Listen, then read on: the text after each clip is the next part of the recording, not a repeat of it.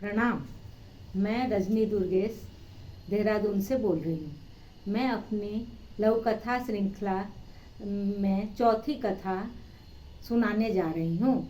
आप लोग आनंद उठाएं। मेरे कथा का शीर्षक है पायल।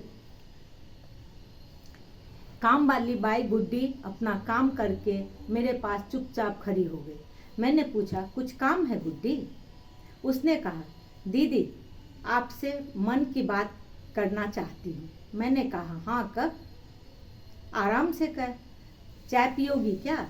उसने सिर हिलाकर मना कर दिया और कहने लगी, मेरा मायका बहुत धनवान था, बहुत गहने मान्य दिए थे। यहाँ आई तो सास नहीं थी। अनाथ देवर मुझ में अपनी माँ की छवि देखने लगे। मुझे अपने भाई और बेटे दोनों का अक्स दिखने लगा। उनके पढ़ाई में मेरे सभी गहने बिक गए। कल नौकरी लगनी थी।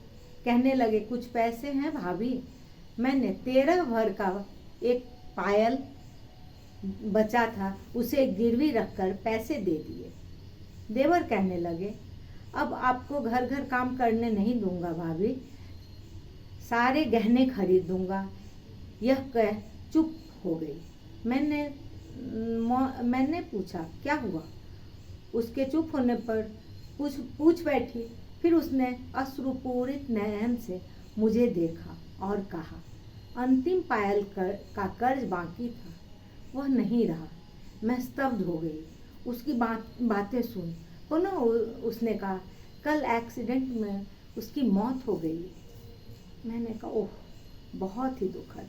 उसने पुनः कहा, हाँ दीदी, अंतिम कर्ज पायल बाकी था, लेकर बिना मात्र ऋण चुकाए ही चला गया। धन्यवाद।